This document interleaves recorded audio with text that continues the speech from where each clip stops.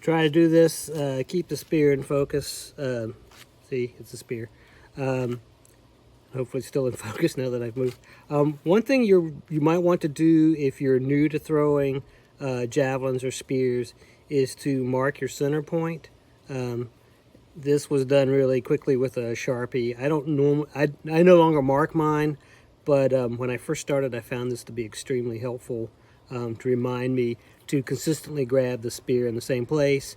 And even though you may buy heads that are the same weight, there's always some variability in the weight of the shafts, so it's not always going to be the same distance for each individual javelin unless you get extremely lucky. One way to find that is just to take two fingers and then to start moving them together. Try not to get too far out of focus until you get to that point, and then just take a good old Sharpie. And actually this is a case where when I first started doing it, my colors are red and white, and I actually made a series of bands, sort of like you see on arrows, to mark these not only as my balance point, but who owned them. Nowadays, if I do that, I put the band somewhere else because eventually you just wear it off. So that's a good thing for people to do when they first trying to do this without the wind's blowing a little bit. You can see it's more or less that I've got it marked. Normally, like I said, I'll just grab it until I find it, and then I'm set.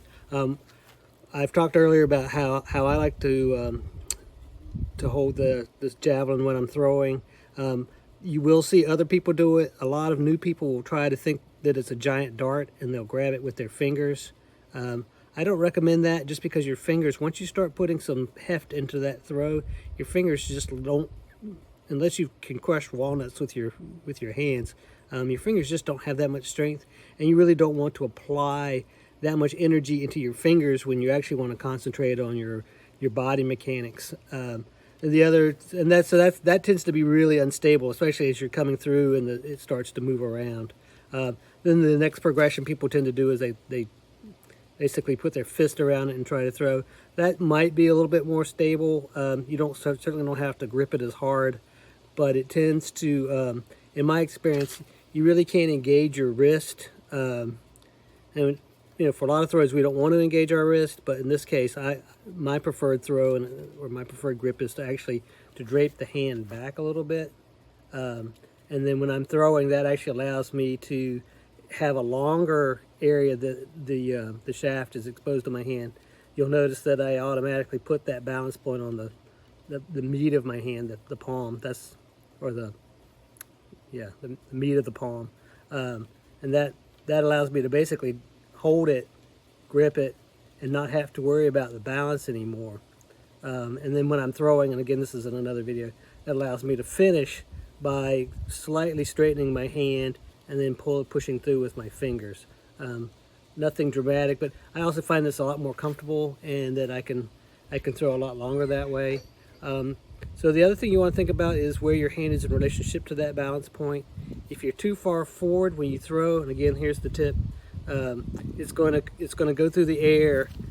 I call it porpoise. It'll be like when you hit the target, the mass of the handle doesn't follow into the point, and so it's a very weak stick.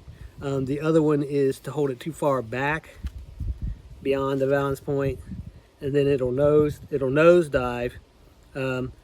Knowing that is something you want to be able to control, because sometimes if you're throwing, say it's at a ground target and the requirement is that it sticks in the ground, maybe having that balance point a little bit far forward is good, because then it will have a tendency to drop more in. But again, normally if you're throwing at a target, soft or hard, I like to have it here on the balance point on my palm, fingers back a little bit, thumb back a little bit.